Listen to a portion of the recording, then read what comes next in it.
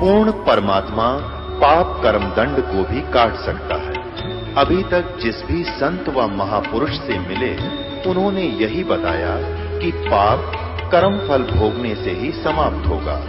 वो प्रभु कौन है जो पाप कर्म को काट देता है, वो काल के बंधन से छुड़वा देता है। उसका क्या नाम है, पूजा की विधि क्या है? कृपया अवश्य सुनिए जगत गुरु तत्वदर्शी संत रामपाल जी महाराज के अमृत वचन। जिसको आप ये सब अपना समझे बैठे हो, जब ये सोपन टूटेगा तो यूं सोचेगा कौन बेटा था, कौन थी बेटी, कहाँ थी वो कार, किसकी थी वह कोठी। फिर तो काल के दूत आगे खड़े पाओगे लठले, अनु का आजा मेरे साथ साथ। तो परमात्मा क्या बताते हैं, आजा बंदे शरण राम की, फिर पाछ पछतावेगा भाई। आजा बंदे शरण राम की, फिर पाछ पछतावेगा भाई। आजा बंदे शरण राम की, फिर पाछ पछतावेगा। बाड़ू की बीत पवन का खंबा, कब लग खैर मनावेगा। हाँ, बाड़ू की बीत पवन का खंबा, कब लग खैर मनावेगा। आजम तेरे घटने घेर, तू राम कहन ना पावेगा। आजम तेरे घटने घेर, तू राम कहन ना पावेगा भाई। आजा बंदे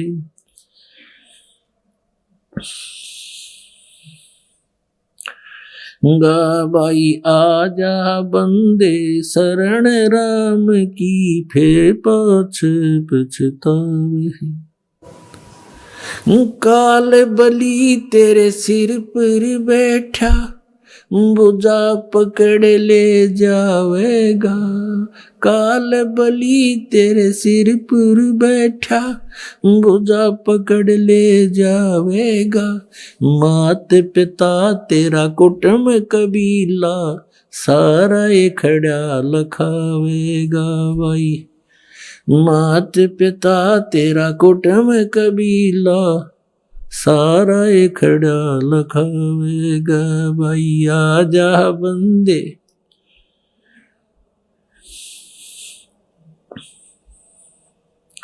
धर्मराय तेरा लेखा लेगा, वहाँ क्या बात बनावेगा। हाँ, धर्मराय तेरा लेखा लेगा, वहाँ क्या बात बनावेगा। लाल खंभ से बंधा जा, बिन सतगुरु कौन छुटावेगा भाई।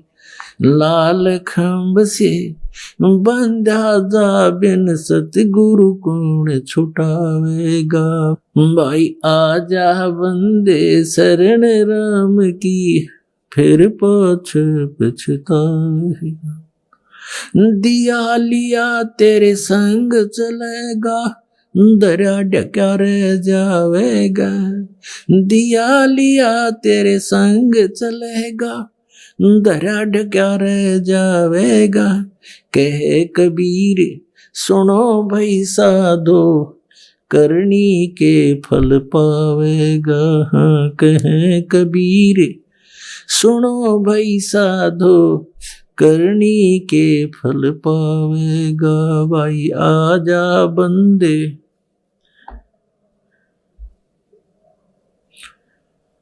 गा भाई, आजा बंदे शरण राम की, फिर पाछ पछतावे।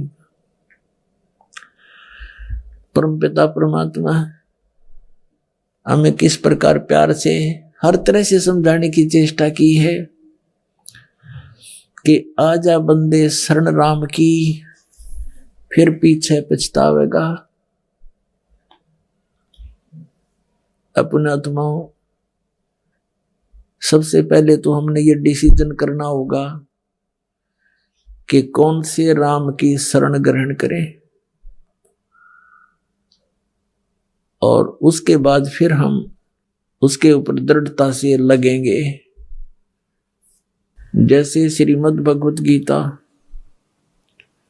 अध्याय नंबर 15 के श्लोक नंबर 1 से लेकर 4 में और 16 से 17 में इन सभी प्रभुओं की जानकारी है, सभी रामों की जानकारी है। राम कहो, गॉड कहो, रब अल्लाह खुदा कहो, ब्रह्म कहो, पुरुष कहो, तो ये सब एक शक्ति बोधक शब्द पर्यायवाची हैं, भाषा भिन्न है। अब उल्टा लटका हुआ संसार रूपी वृक्ष बताया है श्रीमद् भगवत गीता अध्याय नंबर 15 के श्लोक नंबर 1 से 4 में इसका निर्णय दिया है कि ऊपर को जड़ है वो तो मूल मालिक है, कुल का मालिक है। जैसे पेड़ को, पौधे को जड़ से, मूल से आहार प्राप्त होता है, यानी वो पूरे पेड़ का पालक होता है, पालनहार होता है। तो वो तो समझो पूर्ण परमात्मा तो ऊपर जड़ है, वो प्रोक्ष है, गुप्त है। यजुर्वेद अध्याय नंबर 40 के श्लोक 17 में स्पष्ट लिखा हुआ है कि वेद ज्ञान दाता कौन है? ये ब्रह्म है। गीता ज्ञान दाता भी ये ब्रह्म है।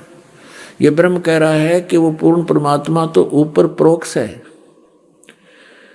वो तो ऊपर प्रोक्ष है और मैं ब्रह्म हूं, मैं ब्रह्मलोक में हूं, मेरा ब्रह्मलोक है, मेरा एक ओम नाम है। तो ऊपर को जो जड़ है वो तो पूर्ण परमात्मा, और नीचे को तीनों गुण रूपी शाखा सिर्फ गीता ज्ञान दाता ने इस सृष्टि रचना की जानकारी है, इतनी सी दी है कोड वर्डों में। ऊर्ध्व मूलम अधः शाखम अश्वत्थम अव्यम प्राहु अव्यम छंदासी यस्य पर्णानि ये तम वेद स वेदविद। अब गीता ज्ञान दाता ने पल्ला झाड़ दिया कि ऊपर को जड़, नीचे को शाखा, उल्टा लटका हुआ संसार रूपी वृक्ष है। और जो संत इसके सभी विभागों को बता देगा वो तत्वदर्शी संत है, स वेदविद।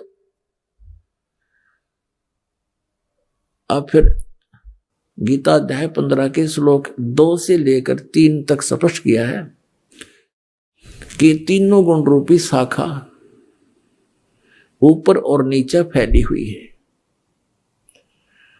रजगुण ब्रह्मा, सतगुण विष्णु, तमगुण शिव जी। रजगुण ब्रह्मा है, सतगुण विष्णु, तमगुण शिव जी। ये तो एक पेड़ की शाखाएं हैं। और फिर बीच में कौन से रहेगा? तना और डार।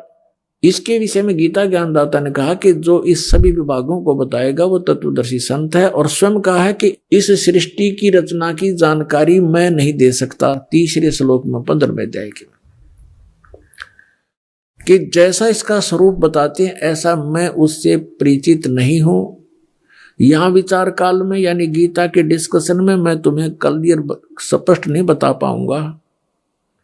उसके लिए ऑप्शन छोड़ दिया 4थे अध्याय के 34वें श्लोक में कि तत्वदर्शी संतों से जाकर पूछो, वो तत्वदर्शी संत तुझे उस परमात्म तत्व का ज्ञान कराएंगे।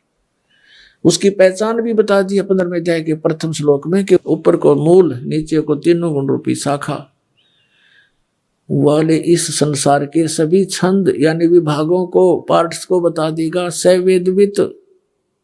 तो ये जानकारी पुण्यात्मा स्वयं परमात्मा ने आके दी। कबीर परमेश्वर ने 600 वर्ष पहले अपनी अमृतवाणी में सूक्ष्म वेद में कहा था, तत्व ज्ञान में कहा कि अक्षर पुरुष एक पेड़ है, निरंजन वाकी डार और तीनों देवा शाखा है, ये पात्र रूप संसार। अब यहां परमात्मा ने मूल का नहीं जानकारी दी क्योंकि वो स्वयं है। उसके लिए संतों को ऑप्शन है, तो ये संत दास भेज दिया उनकी महिमा बताने के लिए। अक्षर पुरुष जो जमीन से बाहर दिखाई देता जो हिस्सा वो पेड़ कहलाता है, तुरंत बाहर जो मोटा हिस्सा है वो तना होता है। इसको तो अक्षर पुरुष समझो। गीता जी अध्याय नंबर 15 के श्लोक 16 और 17 में 3 पुरुष हैं, एक सरपुरुष, एक अक्षर पुरुष। और 17वें श्लोक में कहा है कि इन दोनों पुरुषों से, सरपुरुष और अक्षर पुरुष से उत्तम पुरुष तो अन्य ही है, वो परमात्मा तो इनसे भिन्न है। और सरपुरुष और अक्षर पुरुष के विषय में बताया कि ये नाशवान है, इनके अंतर्गत जितने प्राणी हैं वो भी नाशवान है, जीव आत्मा किसी की नहीं मरती, वो तो अलग विषय है। तो यहाँ बता रहे हैं कि परमात्मा ने स्वयं आकर बताया है कि अक्षर पुरुष एक पेड़ है, निरंजन वा की डार, जिसको सरपुरुष भी बोलते हैं, सरब्रह्म भी कहते हैं। अक्षर पुरुष एक पेड़ है, सरपुरुष वा की डार, और तीनों देवा शाखा हैं, ये पात्र रूप संसार है। तो पुण्यात्मा, हमने कौन से प्रभु की भक्ति करनी है? जैसे श्रीमद् देवी भागवत गीता प्रेस गोरखपुर से प्रकाशित, उसके तीसरे स्कंद में 123 पृष्ठ पर लिखा है, भगवान विष्णु जी अपनी माता दुर्गा से क्या बता रहे हैं, आपको रूबरू कराते हैं। पुण्यात्मा, यदि ये दास ये सब मौखिक आपको सुनाए तो यहां पर बहुत सी पुण्यात्मा ऐसे भी विद्यमान होते हैं जो प्रथम बार आए हैं और वो इस मौखिक वर्बली ज्ञान से नहीं परिचित हो सकते, क्योंकि वो अपने सदग्रंथों को सत्य मानते हैं। और जब सदग्रंथ आपके समक्ष होंगे फिर इस मन में भरा हुआ अज्ञान तुरंत भाग जाएगा।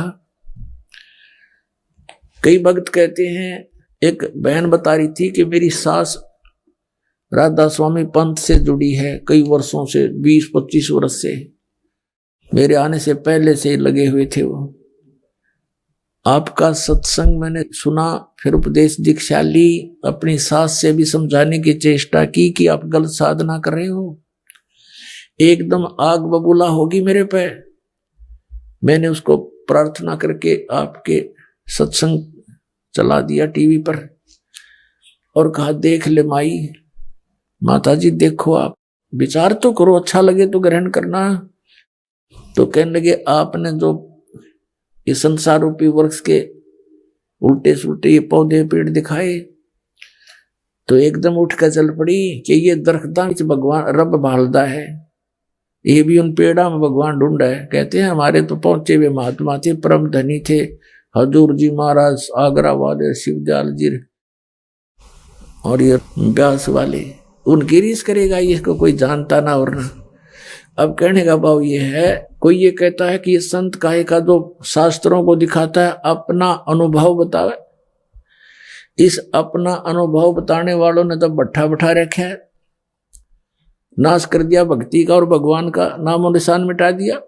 अपनी अपनी कह गई इस दुनिया के माँ, बिन साहेब की भक्ति की तो ठोठ ठिकाना ना। गीता जी अध्याय नंबर 16 के श्लोक नंबर 23 और 24 में कहा है कि शास्त्र विधि को त्याग के जो मनमाना आचरण करते हैं उनको न तो सुख होता, ना गति होती है उनकी, न उनको कोई परम गति होती है और न उनकी कोई सिद्धि प्राप्त होती है, यूजलेस। फिर 24वें श्लोक में 16वें अध्याय में कहा गीता जी में कि इससे तेरे लिए अर्जुन कर्तव्य की अवस्था में सदग्रंथ ही प्रमाण है। जो सदग्रंथों में जो वे ऑफ वर्शिप लिखी है वही फाइनल है, नथिंग एल्स। ये कोई बालकों के लिखे हुए लेख नहीं है। और जिन सदग्रंथों को हम आज तक सत्य मानते रहे, अनाड़ी संतों के अनुभव को पढ़कर हमने उनको रिजेक्ट करना शुरू कर दिया, क्योंकि ये काल का जाल है, ये काल का सुनियोजित षड्यंत्र है। इस षड्यंत्र का पर्दाफाश परमेश्वर कबीर जी ही कर सकते हैं, या अपने दास को भेजकर अपनी उसको बुद्धि देकर कि इनको बेनकाब करा सकते हैं। वो अब हो रहे हैं। तो पुण्यात्मा, कोई तो कहता है कि आपके गुरुजी तो शास्त्र दिखाते हैं, अपना अनुभव बताएं। पुण्यात्मा, इस दास को इन सदग्रंथों के पढ़ने पढ़ाने की कति आवश्यकता नहीं रही थी, क्योंकि हमें वो मूल ग्रंथ मिल गया था जिसमें इन सबका समावेश है। वो सूक्ष्म वेद, 5वां वेद जो काल ने नष्ट कर दिया था और अज्ञान फैला दिया था, और जो सूक्ष्म वेद जिसको तत्व ज्ञान कहा सदग्रंथों में, परमात्मा ने स्वयं आकर बोला था कबीर वाणी में, सच्चिदानंद घनब्रह्म की वाणी में, वो हमें प्राप्त हो गया था। हम अपनी साधना कर रहे थे, फिर प्रेरणा हुई परमात्मा की दास ने अर्ज किया, प्रभु आपका ज्ञान 100% सत्य है, लेकिन जब तक जिन सदग्रंथों को जो आपकी आत्मा इस काल के द्वारा बांटे हुए इन धर्मों में लगी है भगवान, जब तक उन ग्रंथों में आपकी पहचान नहीं होगी आपको नहीं मान सकते। कितना सुख दे लो भगवान, इस सुख का तो अंत ही नहीं है। इस नकली सुख का आपने बताया है 3 लोक से तृप्त नाही ये मन भोगी खसिया। तो यहाँ कितना सुख देंगे हम, कितना इनको अपने पास लगा सकेंगे। 10 सुख हो गए, एक ना इनको प्राप्ति हुई, कोई उसी में छोड़ जाएंगे, त्याग जाएंगे, काल के दूतों का फिर फंस जाएंगे। परमात्मा ने दास की पुकार सुनी, एक दिन प्रेरणा करी। क्रोधाश्रम बन चुका था उस समय, पहले घर घर जाकर के सत्संग करते थे, डेली के कई पाठ होते थे, सारा दिन व्यस्त रहते थे। फिर थोड़ी सी राहत मिली, फ्री हुआ थोड़ा सा, क्योंकि सत्संग पाठ हम सामूहिक करने लग गए जैसे अब शुरू कर रखे। फिर सोचा कि अब इस समय का सदुपयोग हो प्रभु। प्रेरणा की परमात्मा ने, एक परमात्मा की वाणी याद आई कि वेद मेरा भेद है, मैं ना वेदन के माही, पर जौन वेद से मैं मिलूं वो वेद जानते नहीं। परमात्मा की वाणी का ये अर्थ है कि चारों वेद मेरा ही गुणगान करते हैं, लेकिन वेदों में वर्णित विधि से मेरी प्राप्ति नहीं हो सकती। और जिस वेद से मैं मिलूं उस सूक्ष्म वेद से, इन वेदों में उसका ज्ञान नहीं है, वो ज्ञान वेदों में नहीं है, ये वेद जानते नहीं। तो सबसे पहले दास ने सोचा कि गीता का अनुवाद भी किया हुआ, इसमें देखते हैं शायद परमात्मा का इसमें कोई ज्ञान पावे। ओए होए, जो ही श्रीमद् भगवत गीता को देखा, गीता ज्ञानदाता कहता मैं तो नासवान हूं, मेरी जन्म मृत्यु होती है, और वो परमात्मा कोई और है। फिर 15वें अध्याय के अंदर देखा, इसमें सारा ही निर्णय है। तीनों गुण क्या है सदग्रंथों से देखा। वैसे पहले भी हम वर्बली सुनते थे, रजगुण ब्रह्मा, सतगुण विष्णु, तम गुण शिव जी। एकदम जैसे भूखे न भोजन, निर्धन को धन मिल जावे, फूला नहीं समाया करे, ऐसी दास की उमंग होगी। उठाया पेन कलम, नए सिरे से अनुवाद शुरू किया। गहरी नजर गीता में एक पुस्तक बनाई, और सन 2001 के अंदर ये प्रेरणा हुई परमात्मा की, और वो पुस्तक बना के समाज में प्रवेश करी। बुद्धिमान समाज ने उसको पढ़ा, देखा, दूसरे अनुवादों से तुलना की, तो दांतों तले उंगली दबाई। तो पुण्यात्माओं, दास को इन सदग्रंथों की आवश्यकता नहीं थी, ये आपके लिए है। मेरे लिए तो ये सदग्रंथ ऐसे हैं जैसे अंधे की लालटेन होती है। एक अंधा व्यक्ति रात्रि के समय हाथ में जलती हुई लालटेन लेकर जा रहा था, लैंप। आगे से बच्चे आ रहे थे उछल कूद मचाते हुए। उस अंधे ने आवाज लगाई, बेटा देखना, देखना मैं अंधा हूं, ध्यान से चलना मेरे पास, देखना बेटा मैं अंधा हूं। अब बच्चों ने देखा कि ये आदमी बतावे अंधा, और लालटेन किस लिए ले रखी है इसने, लैंप किस लिए ले रखा है। निकट आकर के कहने लगे, बाबा क्या सचमुच अंधे हो? आखा बेटा मैं अंधा हूं। फिर लालटेन किस लिए ले रखा आपने? उस अंधे ने उत्तर दिया, तुम आंखों वालों के लिए, कहीं मेरे में टक्कर ना मार दो, बुढ़े आदमी ने घेर दो किता है। तुम आंखों वालों के लिए है कि मुझसे बाईपास हो जाओ, मुझे ना तंग करो, मैं गिर ना जाऊं, मुझ में टक्कर ना मार दो, मुझे तो दिखता नहीं। तो कहने का भाव ये है पुण्यात्माओं, ये जो सदग्रंथ है प्रत्येक धर्म के, तो उन अनुयायियों के लिए वो शिरोधार्य हैं। और जो इन सदग्रंथों को भी नहीं मानते, जैसे राधा स्वामी पंथ वाले और धन धन सतगुरु पंथ वाले, जय गुरुदेव पंथ वाले, ये कहते हैं हमने वेदों और गीता की आवश्यकता नहीं, हमारा ज्ञान तो वेदों और गीता से आगे का है। हमारे तो परम धनी है, उन्हें जो वचन बोल दिए वो हमारे लिए सत्य है। उन्होंने तो अपने अनुभव से कहते, राधा स्वामी धाम की खोज करी है, फिर अमेरिका खोज दिया और राधा स्वामी धाम। किसी भी सदग्रंथ के इतिहास में नहीं। राधा स्वामी कोई लोक है जो स्वयं सृष्टि रचनहार ने स्वयं बताया है कि सतलोक, अलखलोक, अगमलोक और एक अकैलोक। और ये के बताऊं मेरा उस तो ऊपर साडा राधा स्वामी लोक है। और वो राधा स्वामी लोक बताने वाला भूत बनकर अपनी शिष्या उस बुक्की में लौट रहा, और राधा स्वामी लोक उनका वह बुक्की बन गई। फिर इस शिवदयाल जी की शिष्या थी एक बुक्की नाम की लड़की, और उसकी मृत्यु के बाद राधा स्वामी उस शिवदयाल की मृत्यु के बाद वो शिवदयाल उसमें प्रेत बनकर आकर बोलने लग गया। उन्हीं के द्वारा लिखे हुए स्वामी जी महाराज के जीवन चरित्र में लिखा हुआ है। तो पुण्यात्मा जो ये कहते हैं कि हमने वेदों और गीता इनका आवश्यकता नहीं है अन्य सदग्रंथों की, तो वो तो कति नास्तिक होने के कागार पर खड़े हैं। अब राधा स्वामी पंथ, ये धन धन सतगुरु पंथ, जय गुरुदेव पंथ और जितने भी नकली पंथ है, इनके अनुयायी अब बेचारे दुख पाके लुट के पिट के हर तरह से, आध्यात्मिक ज्ञान तो है ही नहीं, और जो भौतिक लाभ होना था वो भी नहीं हो सकता, क्योंकि उनकी वे ऑफ वर्शिप बिल्कुल शास्त्र विरुद्ध है।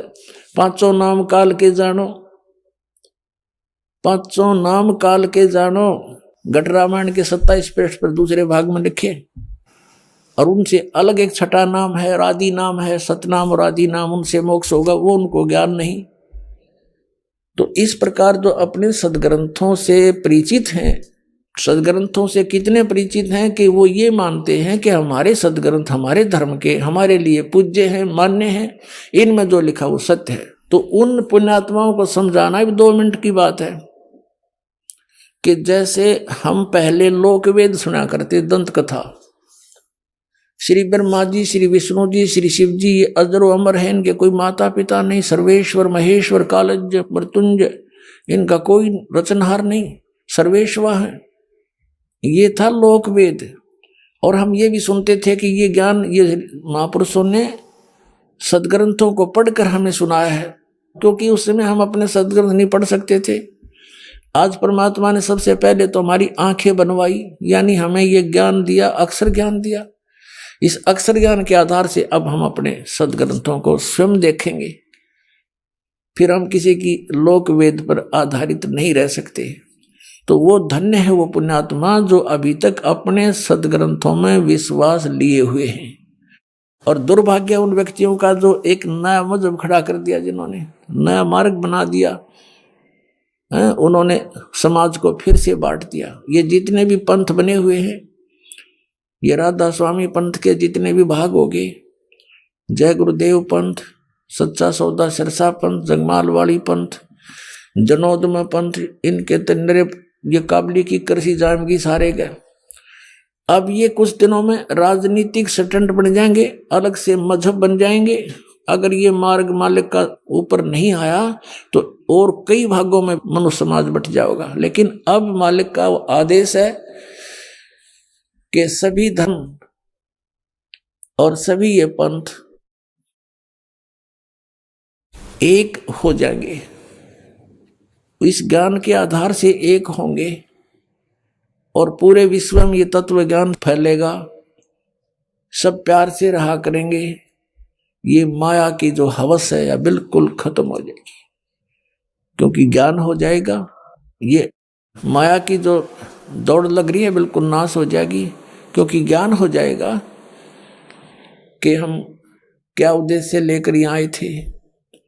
फिर परमात्मा बार बार बताते हैं, पृथ्वीपति चकवे गए जिनके चक्र चलंत, रावण श्री खे कौन गिने, ऐसे गए अनंत।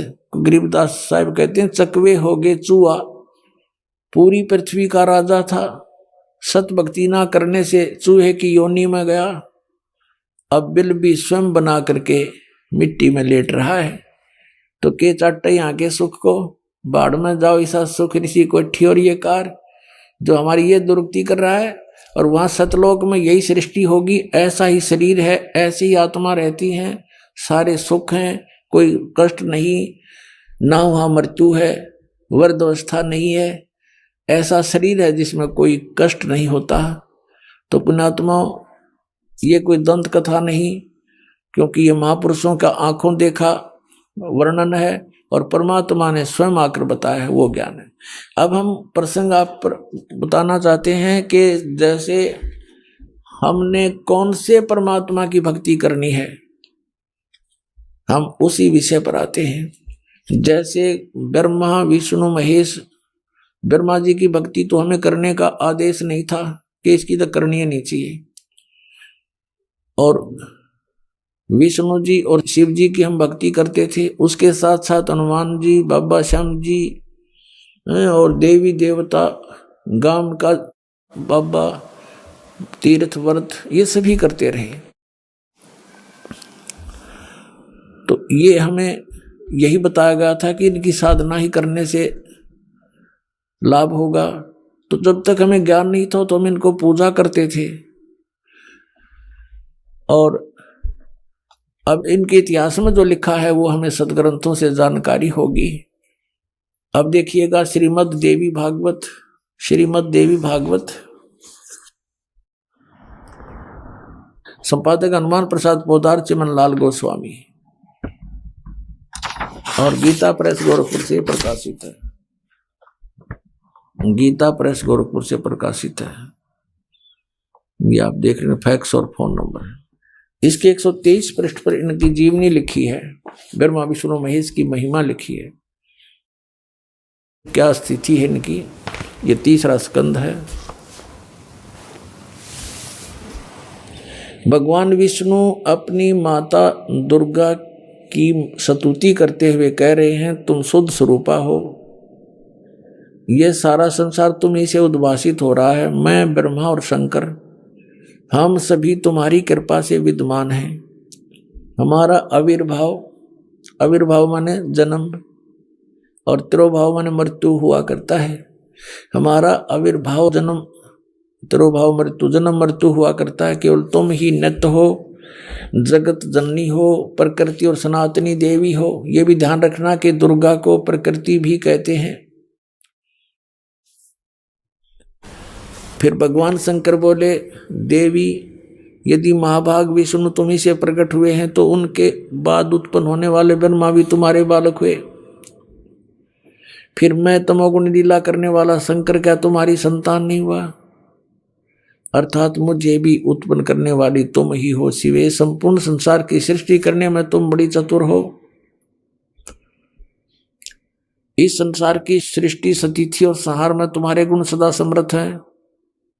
उन्हीं तीनों गुणों से उत्पन्न हम ब्रह्मा विष्णु एवं शंकर नियमानुसार कार्य में तत्पर रहते हैं।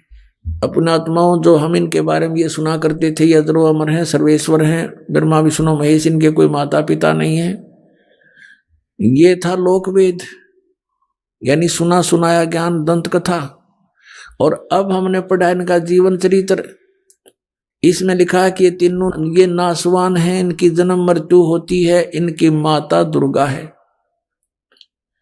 पिता कौन है वो और आगे वर्णन लिखा हुआ इसी के अंदर है, और शिव पुराण में तो बिल्कुल क्लियर कर रखा है, रुद्र संहिता में।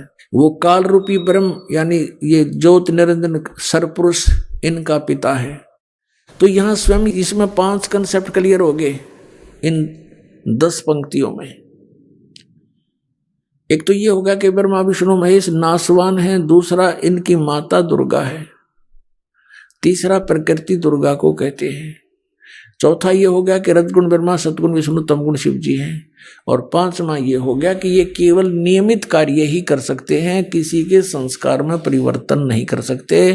किसी के भाग्य में दुख है, वो प्रारब्ध में दुख, कष्ट, पाप है, क्योंकि पाप से दुख होता है, तो वो दुख उसको भोगना ही पड़ेगा जो इन भगवानों का पुजारी है। और ये स्वयं नासवान है, इनकी जन्म मृत्यु स्वयं होती है, तो इनके उपासक की भी जन्म मृत्यु होगी। और जब तक जन्म मृत्यु है, परम शांति नहीं हो सकती। अब बात आती है इनके पिता। इनका पिता कौन है? ब्रह्म, ज्योत स्वरूपी निरंजन, ये काल। और इसी ने श्रीमद् भगवत गीता का ज्ञान श्री कृष्ण में प्रवेश करके बोला। ये दूसरे अध्याय के 12वें श्लोक में श्रीमद् भगवत गीता की, और चौथे अध्याय के 5वें और 9वें श्लोक में और 10 में जाके दूसरे श्लोक में कहता है अर्जुन तेरे और मेरे बहुत जन्म हो चुके, तू नहीं जानता मैं जानता हूं। इससे सिद्ध हो गया कि इसकी भी जन्म मृत्यु होती है, तो उपासकों की भी जन्म मृत्यु रहेगी। इसलिए इसने 7वें अध्याय के 18वें श्लोक में कहा कि अर्जुन ये ज्ञानी आत्मा जो मेरे तक सीमित है, इनको मैं पसंद हूं, मैं अच्छा लगता हूं, और मुझे ये भी अच्छे लगते हैं क्योंकि इन्होंने तीनों गुणों की पूजा त्याग कर मेरी साधना शुरू कर दी, उनसे तो अच्छा लाभ मेरे से मिलेगा। लेकिन मेरे वाली अनुत्तम गति में ही ये सचित रहे। कारण क्या था? क्योंकि इनको तत्वदर्शी संत ना मिलने से इन्होंने मेरी ही पूजा को अंतिम मान लिया। अपनी गति को भी 7वें अध्याय के 18वें श्लोक में गीता ज्ञानदाता ब्रह्म कहता है ये अनुत्तम है, घटिया है, व्यर्थ है, बैड है, वेरी बैड। इसलिए 18वें अध्याय के 62वें श्लोक में कहा कि अर्जुन तू सर्वभाव से उस परमेश्वर की शरण में जा, उसकी कृपा से ही परम शांति को और सनातन परम धाम को प्राप्त होगा। तो अब हमने वो राम सिलेक्ट करना है कि कौन से राम की पूजा करें जिससे हमें ये परम शांति प्राप्त हो। तो इससे सिद्ध हो गया कि जब तक जन्म मृत्यु है परम शांति नहीं, क्योंकि अपनी साधना को घटिया बताता है, कहता मेरी भी जन्म मृत्यु, तुम्हारी भी जन्म मृत्यु, तो वो तो अनुत्तम है, उससे परम शांति नहीं हो सकती। फिर बताया है 15वें अध्याय के 1 से लेकर 4 में, जैसा कि अभी आपको कंसेप्ट क्लियर हो गया कि रजगुण ब्रह्मा, सतगुण विष्णु, तमगुण शिव जी भी है।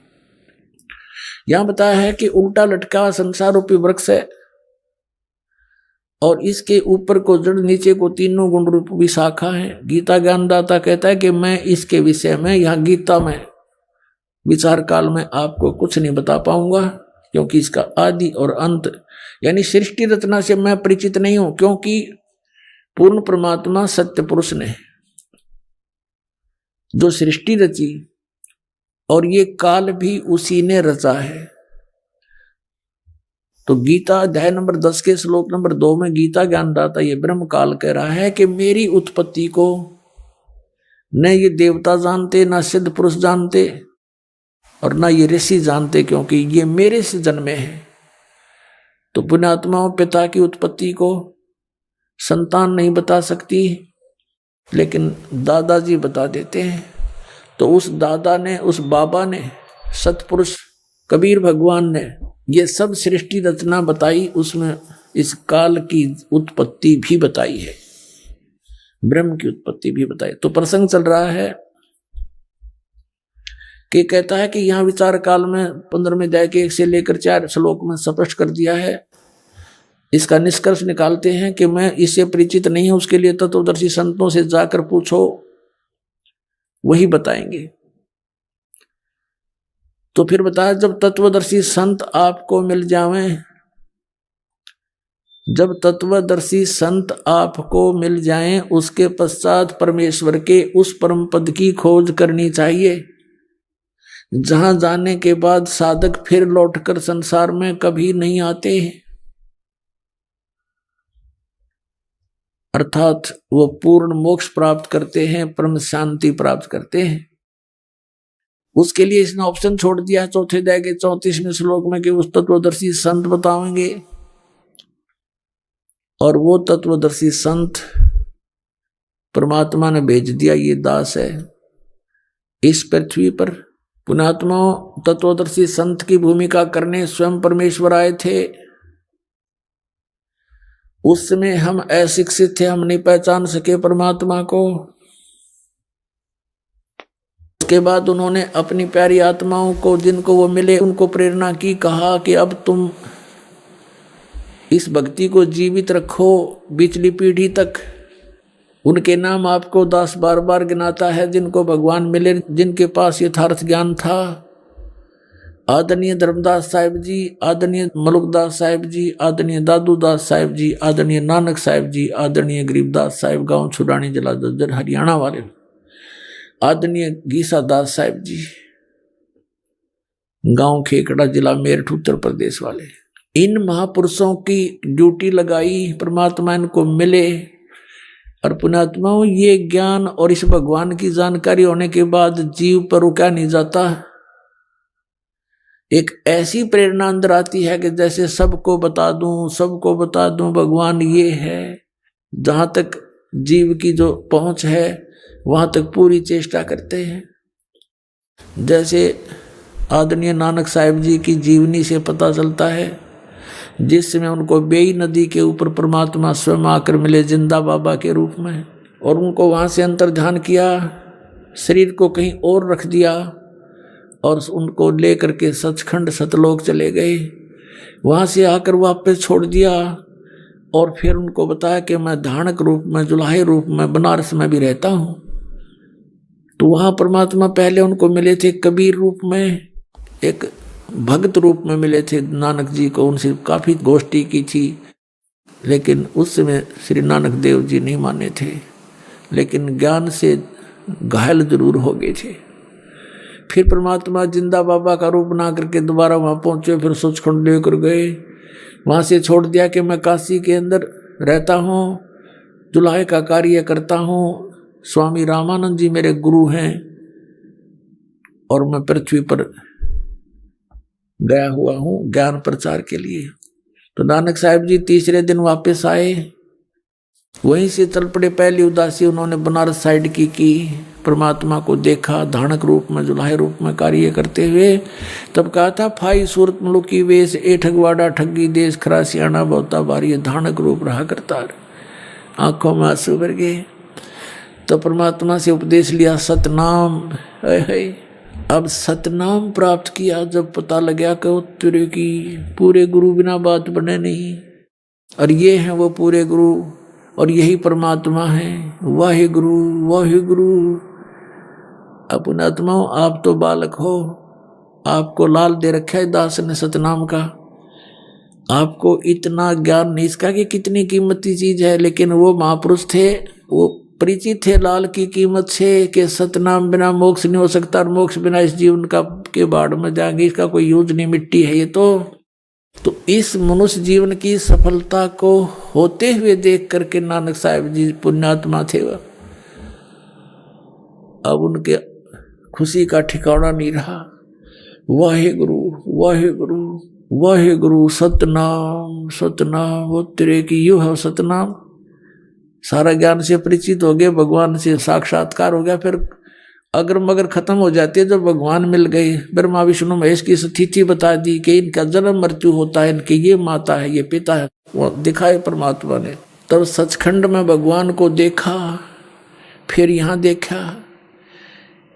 वो तो एक अपने प्यारी आत्माओं के साथ पल पल रहते हैं, फिर जब एक बार उनसे संपर्क में आ जाते हैं फिर कहा था वाहे गुरु सतनाम, वाहे गुरु सतनाम, वाहे गुरु। अब परमात्मा ने उनको कसम दिला दी थी, प्रतिज्ञा दिला दी थी इन महापुरुषों को जिनको वो मिले थे। ये सतनाम दिया था कि कसम है तुमको, आप जाप करो लेकिन किसी को आगे मत बताना। ये मंत्र 2 अक्षर का है, जिसमें एक ओम मंत्र है और दूसरा तत्व है जो सांकेतिक है। इनको कसम दिला दी थी, धर्मदास मेरी लाख दुआई, ये मूल ज्ञान की तो बाहर न जाइए। ये मूल ज्ञान के अंदर ये सतनाम और सारनाम दोनों आते हैं और पूरा ज्ञान आता है जातम। फिर आखिर में ये कहा है कि धर्मदास मोरी लाख दुहाई, ये सार शब्द की तो बाहर न जाइए। परमात्मा कहते हैं कि सोहम शब्द हम जग में लाए और सार शब्द हमने गुप्त छिपाए। सार शब्द का अब तक किसी को भनक भी नहीं लगने दी भगवान ने, लेकिन सतनाम का उन महापुरुषों के द्वारा प्रकाश अवश्य करा दिया था। लेकिन उनको मना कर दिया था कि अभी किसी को प्रदान मत करना।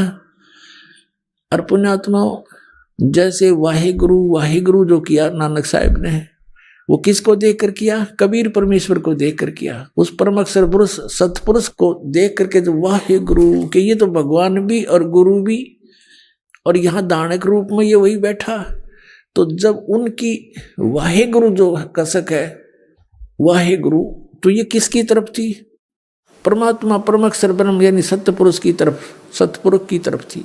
अब जैसे नानक साहिब जी ने ये नाम किसी पूरे सिख समाज को नहीं दिया, ये महापुरुष थे, ये किसी की उसमें अपनी जो राग द्वेष में नहीं आए, राग में नहीं बहे कि इन बच्चों का क्या होगा अगर मैंने सतनाम नहीं दिया तो काल के मुंह में जाएंगे। नहीं, परमात्मा ने उनको कह दिया था कि तुम अभी तक इनको 5 नाम दो, प्रथम 5 नाम जो आपको देते हैं दास, और ये नाम मत देना भी। और जैसे धर्म पुण्य ये करते रहेंगे तो इन, और ये वाहेगुरु वाहेगुरु इसे मोक्ष नहीं हो सकता, जन्म मृत्यु बनी रहेगी, लेकिन इन सब क्रियाओं से मनुष्य शरीर मिलता रहेगा इनको। तो इस भक्ति को जीवित रखने के लिए इन महापुरुषों से प्रयत्न कराया। नानक साहिब जी की जीवनी देखो, उसमें बाई बाले वाली जन्म साखी में कहाँ कहाँ गए, सिद्धों की आंखें खोलने की चेष्टा की, लेकिन वो मान बढ़ाई के भूखे थे, वो फेल भी हो जाते थे नानक साहिब जी के सामने की तत्व ज्ञान के आगे, लेकिन हार स्वीकार नहीं करते थे। सब जगह चेष्टा की समझाने की, लेकिन ऑल इन वेन, व्यर्थ रही, क्योंकि हम शिक्षित नहीं थे।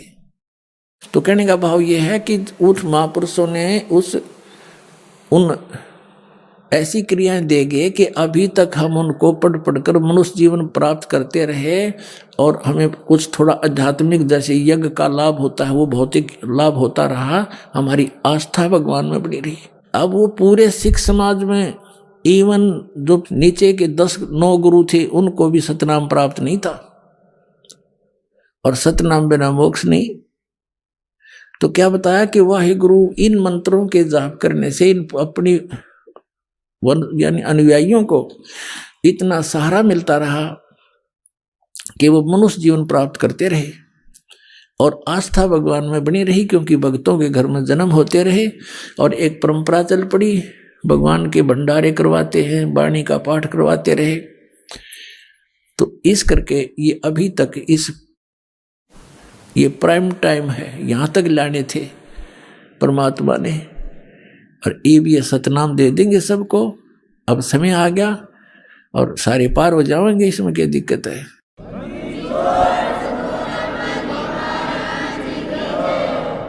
तो क्या बताया था उन्होंने, वाहेगुरु वाहेगुरु। अब एक उदाहरण, क्योंकि संतों के जो कोड वर्ड है पुण्यात्माओं, ये बालकों के समझ में नहीं आ सकते, इसलिए जैसे पवित्र गुरु ग्रंथ साहिब है, पवित्र गीता जी, पवित्र वेद, श्रीमद् भगवत गीता जी, इनमें पवित्र पुराण, पवित्र बाइबल, इनको समझने के लिए सतगुरु की आवश्यकता पड़ेगी। अब कोई इन्हीं तक सीमित रहे तो उससे बात बने नहीं, स्वयं निष्कर्ष जीव नहीं निकाल सकता। अपने सतर पर जीव की सोच, जैसे अध्यापक की आवश्यकता होती है सिलेबस को समझाने के लिए, तो स्टूडेंट नहीं समझ सकते उसको, वो तरीके समझाने के उस टीचर को ही पता होता है। सिलेबस वही होता है, बच्चे भी पढ़ते रहते हैं लेकिन वो नहीं समझ सकते। ऐसे ही स्वयं किसी भी सदग्रंथ का अध्ययन करते रहने से और बिना गुरु के जीवन व्यर्थ हो जाता है। अब जैसे वाहे गुरु का नाम दे गए वह, लेकिन सतनाम मना कर दिया, खबरदार। भाई बाले वाली जन्म साखी में एक अध्याय है समुद्र की साखी, तो उसमें नानक साहिब जी और बाला और मर्दाना दो उनके सेवक जो हरदम साथ रहते थे, उन्होंने प्रार्थना की, ए गुरुदेव हमें लंका दिखाओ। उनसे कहा कि आंखें बंद करो, आंखें बंद करके खोली तो समुद्र पर खड़े थे किनारे पर। श्री नानक देव जी ने कहा कि तुम मेरे पीछे पीछे वाहेगुरु करते हुए आ जाओ। आगे चल पड़े, जैसे पृथ्वी पर चलते ऐसे समुद्र पर चलने लगे। बाला और मर्दाना तो वाहेगुरु जप रहे हैं, और नानक साहिब जी 2 अक्षर का वो नाम जाप कर रहे हैं, सतनाम। लेकिन उनको विधि नहीं बताई, बोल के सुना दिया। अब बोल के सुनाने से उनको क्या हुआ कि मर्दाना ने सोचा जब गुरुजी जो नाम जाप करे मैं भी वो क्यों ना करूं। वाहेगुरु छोड़कर वो सतनाम जाप करने लग गया 2 अक्षर का, और वो डूबने लग गया। तब नानक साहिब जी ने कहा कि मर्दाना तू वो जाप कर, वाहेगुरु जो मैंने व्याख्या है, मेरी नकल मत कर। गुरु की नकल नहीं करनी चाहिए, गुरु जी की करने की तरफ नहीं देखा है, वचन पर डटना शिष्य का कर्तव्य होता है। अब फिर उसने वाहे गुरु शुरू किया तो वो फिर जल पर थल की तरह चलने लगा। अब ये झटका क्यों दिया नानक साहब जी ने? पुणात्मा हो, आप तो बालक हो, बालक बुद्धि है आपकी, बच्चे हो भी। ये इसलिए झटका दिया था कि यदि इस सतनाम का भेद खुल गया 2 अक्षर के का, काल के दूत काल भेजेगा, क्योंकि वो ठीक का समय अभी दूर है। ये है वो ठीक का समय। 1951 से ये ठीक का समय शुरू हुआ है। सोच लो, दास का जन्म हुआ जब से। और उसके बाद भारतवर्ष, आज शिक्षा हुई भारतवर्ष में, और एकदम शिक्षा की बाढ़ सी आ गई। और शिक्षा बिना हम सदग्रंथों को देख नहीं सकते, समझ नहीं सकते।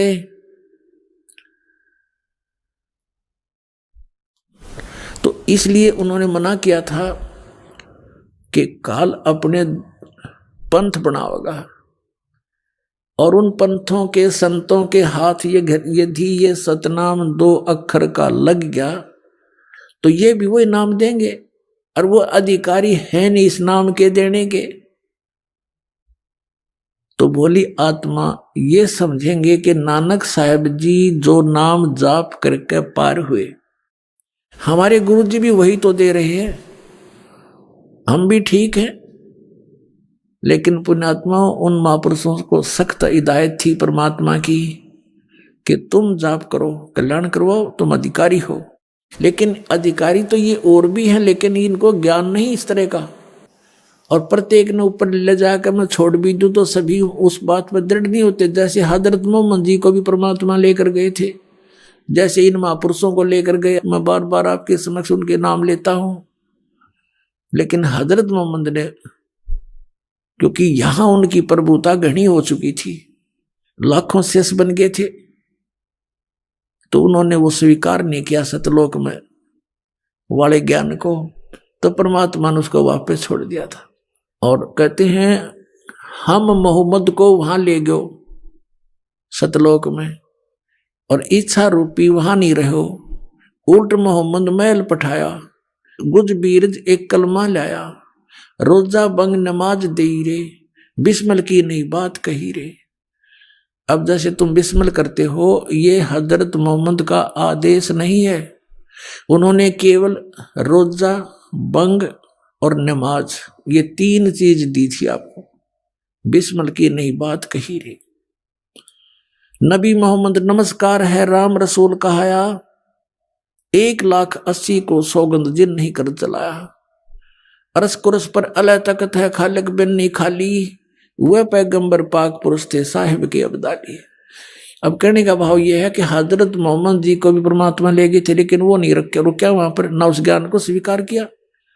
तो इसी प्रकार वो वेदों में लिखा है कि वो परमात्मा अपने दृढ़ भक्तों को मिलता है, उनको तत्व ज्ञान से परिचित कराता। ये दृढ़ भगत थे जो कह दिया सो फाइनल, आगे बिल्कुल उसकी कहीं पर जो है ना उसकी महक भी नहीं जाने दी सतनाम क्या होता है। तो पुण्यात्माओं, अगर आज ये राधा स्वामी धन सतगुरु जय गुरुदेव, ये सच्चा सौदा सिरसा वाले और ठाकुर जी वाले यानी शिवदयाल जी के जो ब्रांच हैं, ये भी ये सतनाम का नाम देते। गुरु ग्रंथ साहब देखो पढ़ा करते, क्योंकि इन्हीं सिख धर्म से निकले हुए ये संत हैं। आइए अब हम उन श्रद्धालुओं के अनुभव जानते हैं जो जगत गुरु तत्वदर्शी संत रामपाल जी महाराज जी से दीक्षा प्राप्त कर चुके हैं तथा उनके द्वारा बताए गए भक्ति मार्ग पर चल रहे हैं। जी नमस्कार। नमस्कार जी। जी क्या नाम है आपका? कृष्णा शर्मा जी। कृष्णा जी, आप कहाँ से आए हो? हम सोलन हिमाचल से आए हैं जी। कृष्णा जी, संत रामपाल जी महाराज जी से नाम दीक्षा लेने से पहले आप क्या भक्ति साधना करते थे? संत रामपाल जी महाराज से जुड़ने से पहले हम यहाँ हमारे हिमाचल में ज़्यादा देवी देवताओं की पूजा होती है, हम उनकी पूजा करते थे। शिव जी भगवान को ज़्यादा मानते थे, और हमारे घर के पास ही वहाँ काली का मंदिर है, हमने मंदिर भी बनवाया है, और उस मंदिर में भी हम बहुत पूजा करते थे। क्या आपने कोई गुरु भी बनाया था? जी, गुरु भी बनाया था। यहाँ सोलन में एक मथुरा वृंदावन से आते थे सुखदेव स्वामी जी, हमने उनसे भी गुरु दीक्षा ली थी, और वहाँ भी हम बहुत सेवा करते थे। कृष्णा जी, जैसे कि आपने बताया कि आप बचपन से ही धार्मिक प्रवृत्ति के रहे हैं, बहुत सारी पूजाएं आप करते थे, मंदिर भी आपने बनवाए हैं, तो इन सब चीज़ों के बावजूद आपने संत रामपाल जी महाराज जी से नाम दीक्षा ली, इसके पीछे क्या कारण है? इसके पीछे बहुत कारण है। हमारे घर में प्रेत बाधाएं भी बहुत थी, और हमारे घर में मेरे हस्बैंड शराब बहुत पीते थे और शराब पी के बहुत नुकसान करते थे, पूरी पूरी रात सोने नहीं देते थे, बच्चों को भी तंग करते थे, हमारे को भी तंग करते थे। पूरे इलाके में उनका नाम था कि ये जब वो शराब पी के आते थे तो उनके पूरे इलाके में आवाज़ें लगा लगा के आते थे और बहुत गंद बकते थे, और घर में आके आग लगाना, बर्तन नीचे फेंकना, तोड़ फोड़ करना, ऐसे हम सारी सारी रात बाहर रहते थे। हम घर में अंदर भी नहीं जा सकते थे जब वो शराब पी के आते थे। ये बहुत परेशान करते थे, आग भी लगा देते थे घर में। आपकी इतनी पूजाएं करने के बावजूद भी?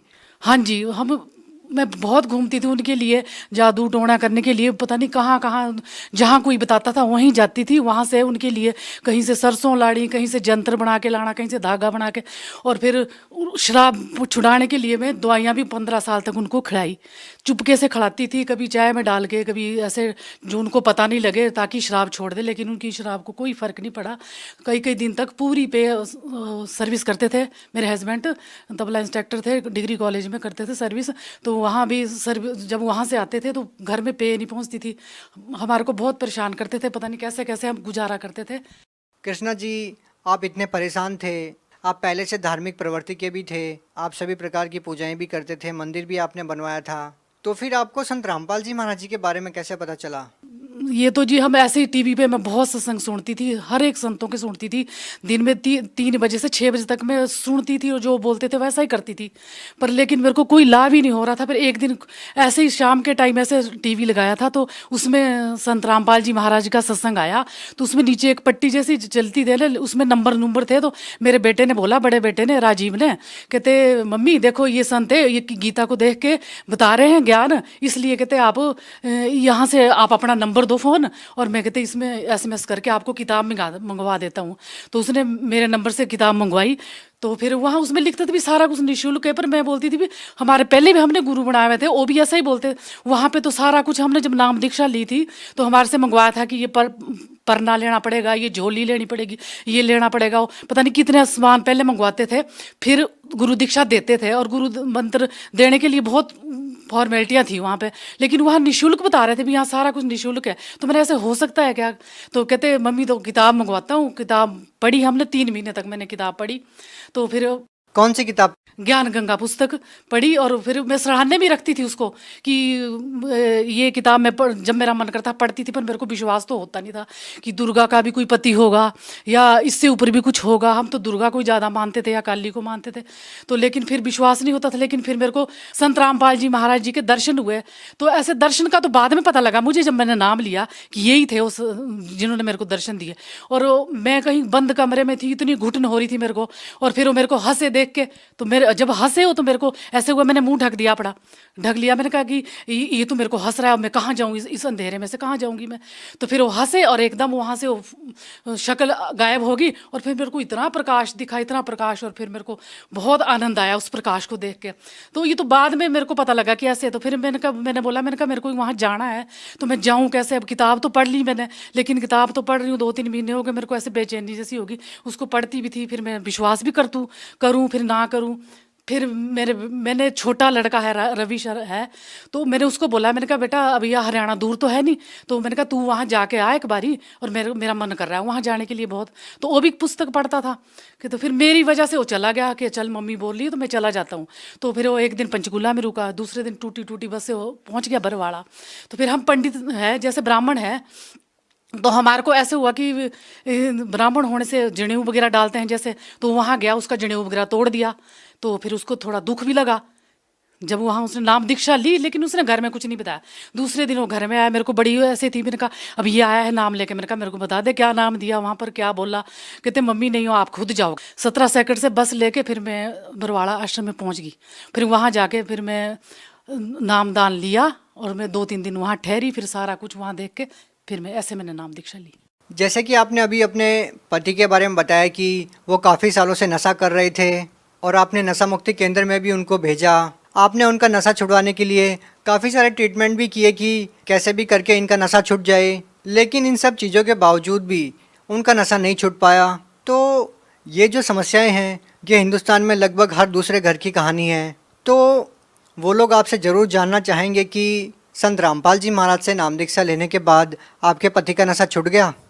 मेरे नाम लेने के बाद नशा तो नहीं छूटा उनका इतना जल्दी, लेकिन जब हम तीनों ने नाम ले लिया धीरे धीरे, फिर 5-5 दिन के फर्क में हम तीनों चले गए, दोनों बेटे और मैं। तो हम 5 तारीख को एक ने नाम लिया, 10 को एक ने, 15 को मार्च को मैंने ले लिया।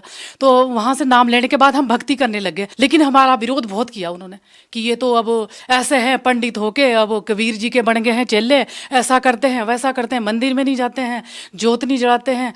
तो मैंने कहा फिर अब हम तो परमात्मा की शरण में चले गए, अब हम तो नहीं करेंगे। कहते, मैंने कहा हम तो ये पूजा नहीं करेंगे।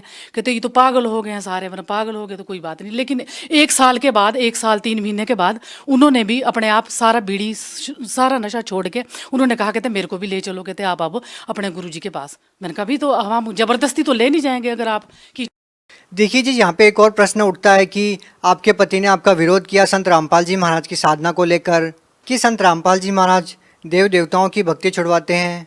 बहुत सारे लोगों के मन में ये शंका है, आप इस बारे में क्या कहना चाहेंगे? हाँ जी, पहले तो हमें भी यही लगा था। जब मैं आश्रम में गई थी तो मेरे को जब नियम वहाँ बताया कि तीर्थ में नहीं जाना हो, मैं तीर्थों में बहुत जाती थी पहले। नहीं छुड़ाते हैं देवी देवता की, नहीं छुड़ाते। जब उन्होंने नाम दिया, कार्ड दिया हमारे को वहाँ से, तो उस कार्ड पे तो उन्हीं देवी देवताओं के नाम थे जो हम भी करते थे, जिनकी पूजा। फिर गुरुजी के सत्संग सुनने के बाद हमारे को पूरा विश्वास हो गया था कि नहीं, ये छुड़ाते नहीं, ये तो साधना सही बताते हैं, शास्त्रों अनुसार शास्त्र बताते हैं। क्योंकि मैं खुद भी जंत्री वगैरह देखती थी, जैसे ब्राह्मण जाति से हूँ तो मैं सब कुछ पहले करती थी ये काम। सारे गांव वाले मेरे पास पूछने आते थे कब संग्रांद है, कब पूर्णमासी है, कब क्या है, ऐसे सारे त्योहारों के बारे में पूछने आते थे।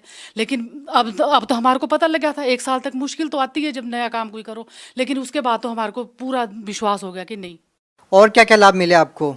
और बस ये सबसे ज़्यादा तो प्रेत बाधा थी ना, जो घर में हर रोज कलेश था, नंगे आना, कपड़े उनको कहाँ से दूंगी दूसरे दिन। आज तो फाड़ देंगे, मेरे भी फाड़ेंगे, बच्चों के भी फाड़ देंगे, बर्तन खेतों में चले जाएंगे, फिर कौन लाएगा उसको? लाना तो मेरे को ही पड़ेगा ना। फिर उनको तो सारी सुख शांति होगी घर में, सारा कुछ बढ़िया हो गया। अब मोक्ष मार्ग मिल गया, सबसे बड़ी बात कि मोक्ष मार्ग मिल गया ना। इसके लिए तो मैं चाहती थी, गीता भी पढ़ती थी मैं पहले, लेकिन वही बात है जो गुरु जी के तत्वदर्शी संत कहाँ खोजेंगे हम? इतने दुनिया में हजारों सैकड़ों है, अनगिनत है संत तो, लेकिन अब तत्वदर्शी की हमारे को कैसे पहचान होगी? तो लेकिन वो पहचान तभी हुई ना जब संत रामपाल जी महाराज जी ने हमारे को गीता खोल के दिखाई। आप भगत समाज को क्या संदेश देना चाहते हैं? उनके लिए यही संदेश है कि आज नहीं तो कल आपको संत रामपाल जी महाराज की शरण में आना ही पड़ेगा, क्योंकि दुनिया पे अब भगवान के लिए कोई, भगवान को मानता कौन है? पैसे के पीछे दौड़ी हुई सारी दुनिया, पैसा पैसा पैसा पैसा। मंदिर में पुजारी लोग क्या पैसा ही तो मांगते हैं? पैसा नहीं देंगे वहां तो किसी को भी नहीं पूछते हैं। मंदिर में कहाँ पूछते हैं? वो तो पैसा, और जो वहाँ पर मिठाई वगैरह चढ़ाएंगे उसको थोड़ा सा बांट देंगे, बाकी पैसा भी पैसा पैसा पैसा बटोर रहे हैं। तो पैसा ही सब कुछ नहीं है। ये संदेशा देना चाहूँगी मैं कि मोक्ष मार्ग अगर चाहिए तो संत रामपाल जी महाराज के अलावा पूरे विश्व में नहीं है, और उनकी शरण में आज नहीं तो कल हर एक इंसान को आना पड़ेगा। देखो जी, आप संत रामपाल जी महाराज से बहुत सालों से जुड़े हुए हैं, तो आज वो लोग संत रामपाल जी महाराज जी से नाम दीक्षा लेना चाहते हैं, तो वो लोग संत रामपाल जी महाराज जी से कैसे जुड़ सकते हैं? गुरुजी तो हर टाइम अपने भक्तों के साथ होते हैं, लेकिन साधना टीवी पे आज के डेट में आ रहा है सत्संग, तो उसको सुन सकते हैं। उसको सुन के समझ के तभी आए। हम जबरदस्ती किसी को नहीं बोलते कि आप शरण लो, लेकिन पहले ज्ञान को समझो तभी नाम लो और अपना मोक्ष करो। आप संत रामपाल जी महाराज के बारे में, उनकी भक्ति के बारे में और क्या कहना चाहेंगे? संत रामपाल जी महाराज जी गीता और वेदों के अनुसार भक्ति देते हैं, और मैं तो यही हाथ जोड़ के विनती करती हूँ, जो भी मेरी बात को सुन रहा होगा और सुनेगा तो संत रामपाल जी महाराज जी से नाम दीक्षा ले और अपना मोक्ष कराए और जन्म मरण के जीवन से मुक्ति पाए। बहुत बहुत धन्यवाद जी। सही।